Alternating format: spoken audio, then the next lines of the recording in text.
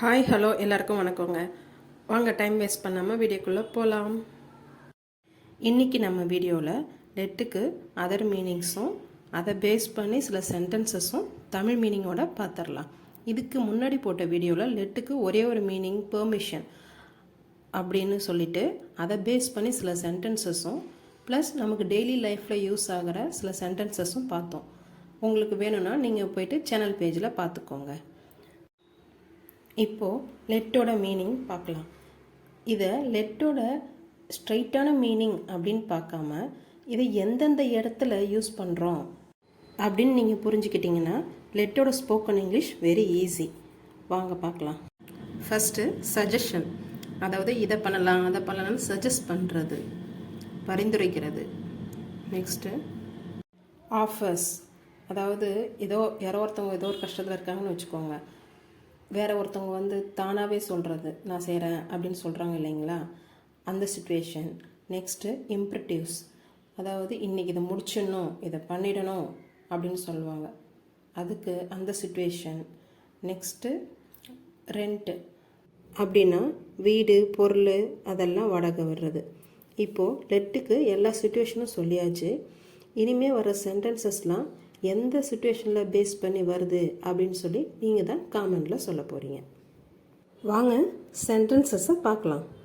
First let's take a break. இங்கே let us அதை தான் ஷார்ட்டாக லெட்ஸ் அப்படின்னு போட்டிருக்கோம். அதாவது யூஎஸ் அதை தான் அஃபாஸ்ட்ரஃபியஸாக போட்டிருக்கோம்.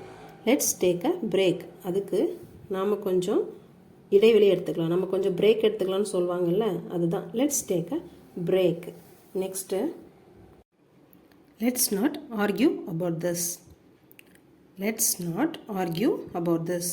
இதை பற்றி நாம் விவாதம் செய்ய வேண்டாம் அப்படின்னு தமிழில் சொல்லுவாங்க. Let me carry your bag. Let me carry your bag அப்படின்னா நான் உங்கள் பையை எடுத்துக்கிறேன், நான் உங்கள் பையை எடுத்துக்கொள்கிறேன். Next let me drop you. Let me drop you அப்படின்னா உன்னை நான் இறக்கி விட்றேன், நான் உன்னை கூட்டிகிட்டு போய் இறக்கி விடுறேன் அப்படிலாம் சொல்லுவாங்க. Next she lets the children to do whatever they want. She lets the children to do whatever they want. இந்த இடத்துல நீங்கள் கவனிக்கணும், லெட்ஸ் அப்படிங்கிறது வேர்ப் கூட எஸ் சேர்ந்துருக்கிறது. அதாவது லெட்டஸ் கிடையாது, லெட்ஸ் தான் இது. நம்ம சொல்லுவோம்ல she goes, she likes, அந்த மாதிரி வேர்ப் கூட எஸ் சேர்ந்த மாதிரி let's.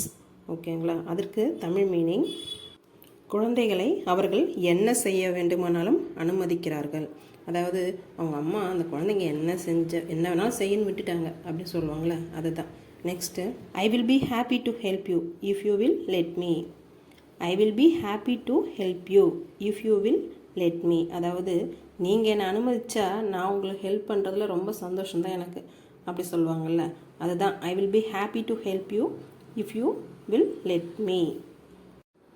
They have let their house for 3 years.